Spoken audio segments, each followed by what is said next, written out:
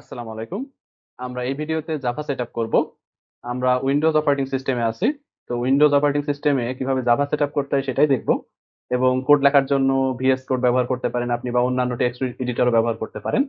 তো প্রথমে আমাদেরকে জাভা ডাউনলোড করতে হবে। সেজন্য যেকোনো একটা ব্রাউজারে গিয়ে আপনি লিখবেন যে ডাউনলোড জাভা ওরাকল, এটা লিখে সার্চ করবেন।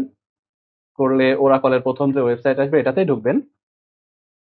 ঢুকে এখানে নিচে আসলে দেখবেন যে এখানে লিনাক্স এর জন্য ম্যাক ওএস এবং উইন্ডোজ, যেহেতু আমরা উইন্ডোজ এর জন্য সেটআপ করা শিখতেছি তাই আমি উইন্ডোজ প্ল্যাটফর্ম চুজ করলাম, রাইট।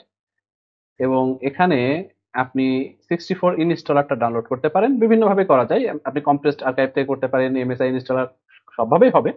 বাট আমরা ইনস্টলার চুজ করলাম, এটা আমাদের জন্য ইজি হবে, ঠিক আছে।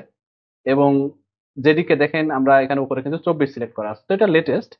যদিও এখানে দেখেন উপরে কিছু একটা লেখা আছে যেদিকে 24 ইজ দ্য লেটেস্ট রিলিজ, হ্যাঁ এইটা। বাট স্টেবল রিলিজ খুব সম্ভবত এই জাভা 21, এটা হচ্ছে স্টেবল রিলিজ।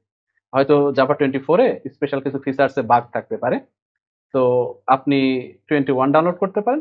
আর 24 ডাউনলোড করলে সেক্ষেত্রে আমাদের জন্য অ্যাটলিস্ট ছোটখাটো প্রোগ্রামারদের জন্য কোনো প্রবলেম হবে না। তো আমরা 24ই রাখলাম, লেটেস্টে থাকলাম এবং উইন্ডোজ, তারপরে এখানে 64 ইনস্টলার, এটাতে ক্লিক করবেন। তো একটু সময় নিবে, আপনি ততক্ষণ ওয়েট করেন, ডাউনলোডটা হয়ে যাক। তো আমাদের ডাউনলোড কমপ্লিট দেখা যাচ্ছে। আমরা exe ফাইলটাকে ওপেন করব। ওকে, দেন ইয়েস, আমরা জানি যে কোনো সফটওয়্যার ইনস্টল করার প্রসেস হচ্ছে next to the power next. তো আমরা সেভাবেই আগাবো।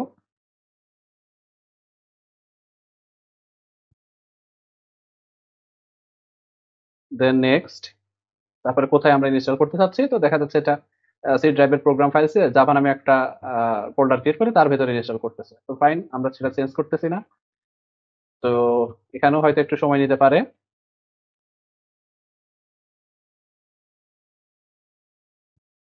ওকে, আমি পজ করতেছি যতক্ষণ না শেষ হয় আর কি। আচ্ছা, শেষ হয়ে গেছে। তো ফাইন, আমরা এটা ক্লোজ করে দিলাম। তো আমাদের জাভা হয়তো ইনস্টল হয়ে গেছে। আমরা এখন সিএমডি তে আসবো। সিএমডি তে এসে জাভা লিখবো। তো দেখেন আমাদের Java installation complete. Java compiler, হ্যাঁ সেটা ইনস্টলেশন কমপ্লিট। তো এখন আমরা ভিএস কোডে জাস্ট একটা সিম্পল জাভা প্রোগ্রাম লিখে রান করে দেখাবো। তো সেজন্য আমি ভিএস কোড ওপেন করে নিচ্ছি। এখানে ছোট্ট একটা ফাইল ক্রিয়েট করতে পারি।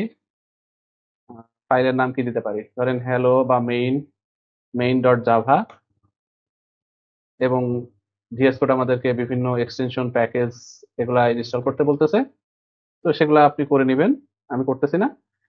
তো পাবলিক, পাবলিক ক্লাস মেইন, তারপরে public static void main string, আমার নাম দিই, তারপরে সিস্টেম ডট আউট ডট প্রিন্টএলএন।